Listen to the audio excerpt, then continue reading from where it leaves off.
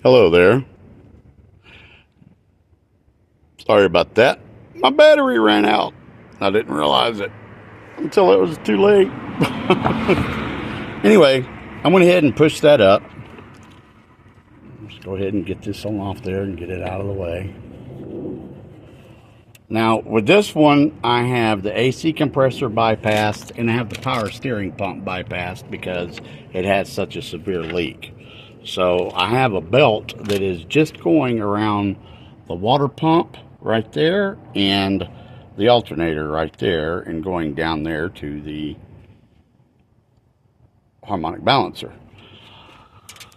ADHD and being an old man, sometimes I temporarily forget what word I mean to say. Getting old sucks sometimes, but it can still be funny.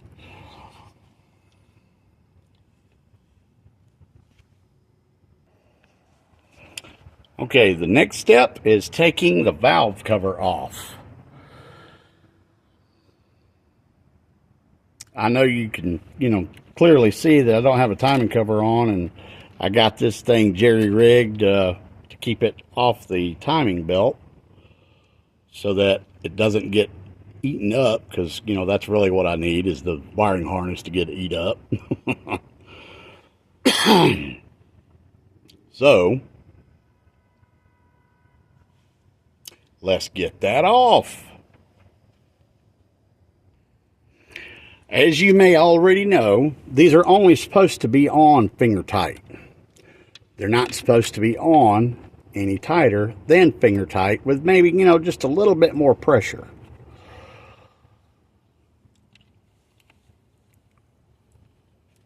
I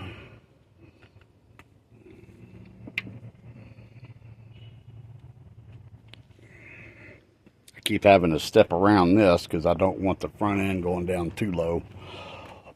Always, when you jack your car up, especially if you're planning on being under it, you need to be sure that you have jack stands put in the proper place so that it does not fall on you. Because take my word for it, from personal experience, it sucks. I mean, it really sucks. So always be sure to do that. So just be sure that you always put it on jack stands. And yes, that's how bad it was leaking. I had to go get a bottle of Rotel 1540 that was 2 gallons. That was yesterday, and I've already used half of it. And that was just going from here to Lawrenceville and then to Canton, back to Lawrenceville and back here. It used a gallon of oil. Or should I say, it leaked a gallon of oil, which, that's just insane. That is just insane.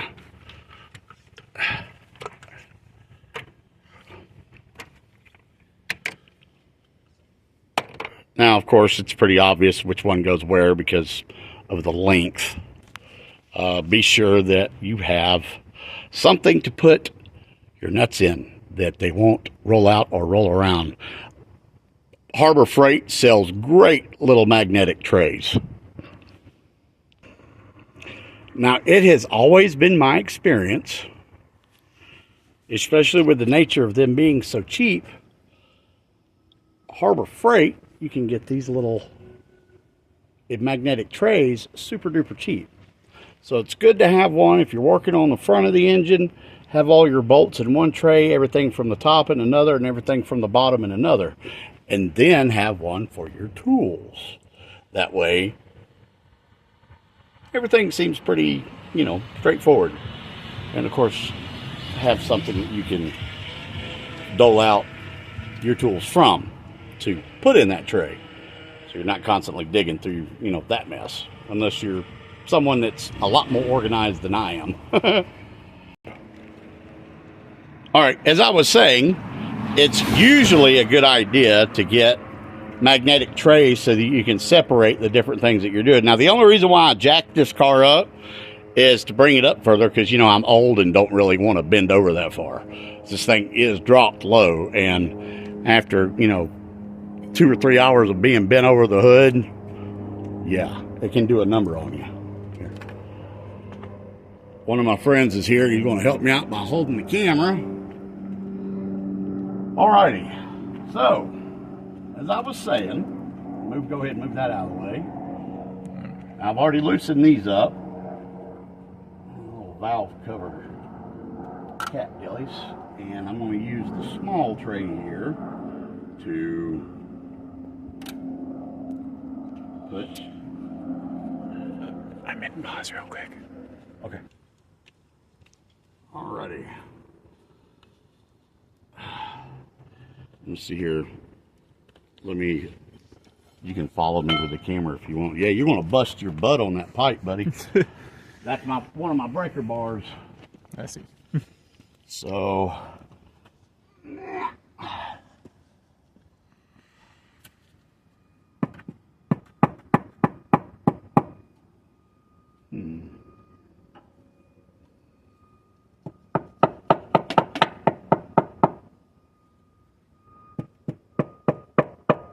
there we go. That should be loose.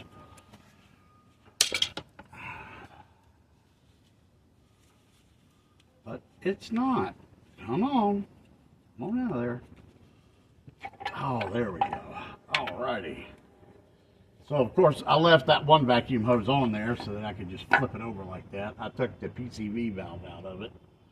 Alright, and there's your cams. Of course, I just had to reset all this and reset that. Alright, now then, let's put this back over this way. Let's see here. Bring it over here.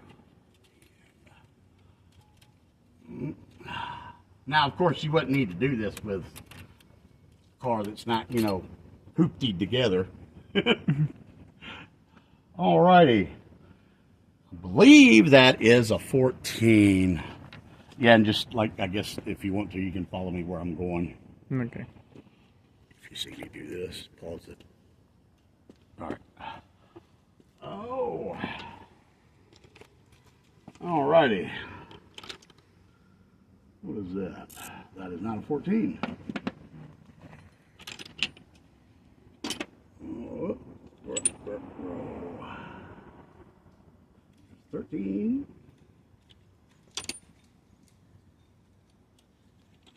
There's the axle. Alrighty. So a lot of times, yes, this is going to take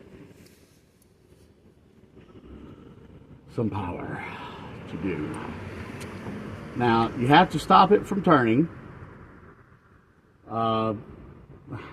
Don't rely on your belt to stop this from turning, because it's all you'll do is turn it around the harmonic balancer, the crank gear, and it'll strip the teeth off the belt. And you know, obviously that's not a good thing to do. So you want to grab something. I use this Gargantua flathead right here that doubles as a pry bar, and I find a little place in the head down here to where it will catch. So since I'm going to be loosening it, turning it this way, I'm going to put it right here in that hole, and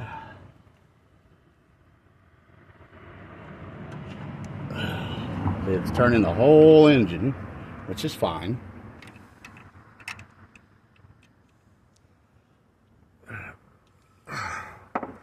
Left, righty tighty, lefty loosey. You know the deal.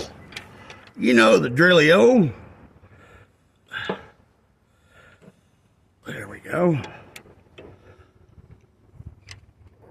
All right, hang on one second. This is why I have this great big old plumbing pipe. It's for this reason right here.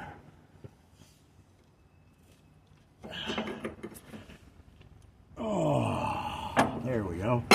There's no way I was going to get that thing off of that with breaker bar. Now, of course, other people use, you know, proper breaker bars, but how many of you know how hard it is to find a 3/8 drive breaker bar? It's not easy. not easy at all.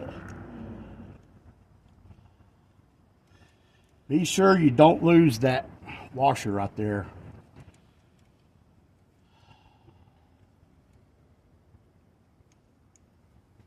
You would figure on some cases that it would be easy to find a new washer. Not so much. Not so much. Okay. I'll slowly work this off.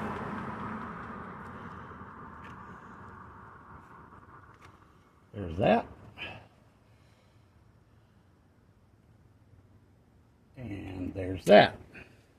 Okay, now what we were doing is this seal. Now you can see where I have already permatexed this thing to Hades and back, and it didn't do the job. The problem was, this is the point that I was making about these being two different sizes. The one for an automatic is bigger than the one for a manual. Why that is, I don't know. The only thing I can figure is weight, because an automatic has a harmonic balancer on that end, and, you know, obviously a manual doesn't. Well, obvious to me, may not be obvious to everyone. Sometimes I forget that, because everyone thinks that everyone else is just like they are themselves, so they figure that everyone knows what they know. Sometimes I forget this. All right, so we've got to get this off of here. Now, whenever I put this on, I had to get a socket that was the same size as this and slide this seal on the socket and keep it butted up against it and work it over onto this, because the seal kept trying to fold up on top of this right here, right there. And it just wasn't cutting it. And because of all this Permatex that I have on it, I'm going to have to take this cam keeper cap off. Now, these are always 10 millimeter bolts, always. It's never anything else. Some of them are short, some of them are long. In this case, I was being a little overzealous. I even snapped one. I've been running this engine without a cam keeper bolt right there. That's crazy. I don't know, can you see that with the camera? Look at that. There's no cam keeper bolt in there. I broke it in half. I snapped it, and I was like, oh, no, I'm going to have to go to a machine shop and get this, you know, drilled out. Well, I pulled this bolt out and pulled it off, and I got lucky. A little was stuck out, and I could screw it right on out. So I got lucky on that one. You're not always so fortunate, unfortunately. All right, now these do not take a lot of torque.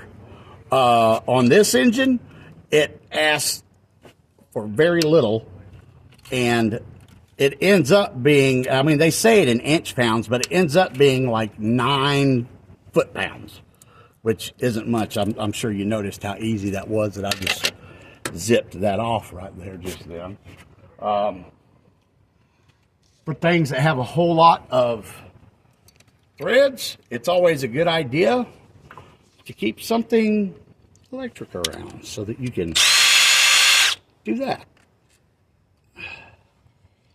There's one. See, now the one over there, all these are the same length. The one over there, it snapped like about a half an inch from the head. And, man, I was pooping cinder blocks. Never mind shitting bricks, if you'll pardon my English. Alrighty. Let's put this back over here. There. Dingleberries. And I just knocked off my tray. Isn't that just smart? All right. Well, you know, story of my life. Get something right and then get something wrong right after. And you notice this is a little stuck to it because I put an extremely thin line of Permatex under it. That's the silicone? Yep. Yep. All right, let's see here. Now then, let me get my BFH back, my big freaking hammer, and put it up against that cam cap right there. And tap, tap, tap, tap, tap. Hang on. You got to avoid that because, you know, that's what you really want to do is hit your timing gear. All right. Let's see here. Come off yet? Nope, not yet. Oh, yeah. Nope. It's still not wanting to come up any. So let's see here. Let me try something else. Da-da-da-da-da-da. You have to be gentle because that is aluminum. You can scar it. Like on the inside, you don't want to. If you put scars on the inside where your one of your bearings are, which I don't know why they call them bearings, they're just shims of metal. They have no bearings in them. If you scar that up, it'll just mess the whole thing up. It's liable to cause your oil to choose a different direction.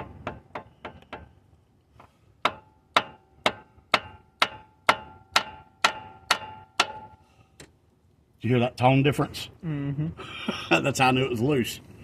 See, that's the bearing right there on the inside. Oh, it really is just a little... It's a little shim of metal. That's all it is. And right there, you see that little groove? That's where the oil travels inside of it. If you look right there, you'll see there's a groove inside there where the oil travels up through there, and it meets with that groove that's right there, and that's what lubricates it. But it's kind of crazy that that's just a shim of metal. That is crazy. Alrighty. Alright, after a short bathroom break, right here is that seal. Now, you can probably see that it isn't real. Let me see something here real quick. I want to see if this will, yeah, pause it. Oh, as you can see there, let me get really close in here for a second, see if I can get it to focus. There we go. As you can see here, I put a whole bunch of Permatex on that thing because I thought it was going to work. It is not. There is a little piece of metal right back here in the back that you can see. It's right. Oh, doggone it. Yeah.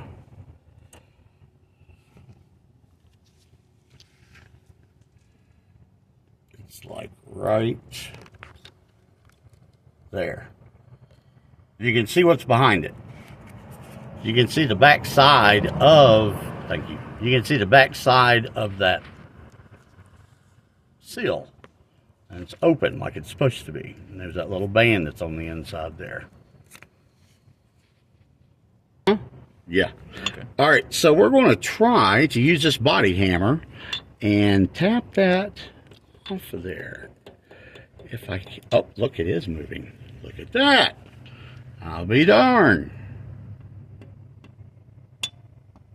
Yeah, I'm right-handed, so doing this left-handed is not that easy. Let me try this way.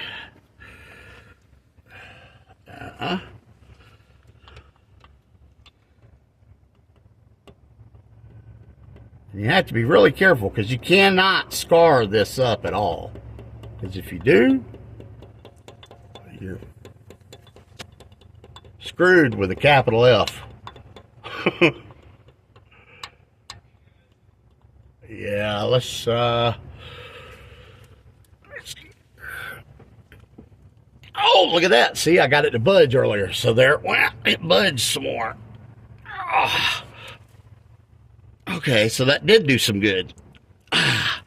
You know what? I think the Permatex might have it on the bottom side. I'm not sure. That was one of the problems with this, is that the inner circumference is 1 millimeter smaller for the manual than it is, wow, look at that, than it is for an automatic. Is the band still in there? Yes, the band. Nope. Yep, there it is. I see it. Can you see it? Yeah.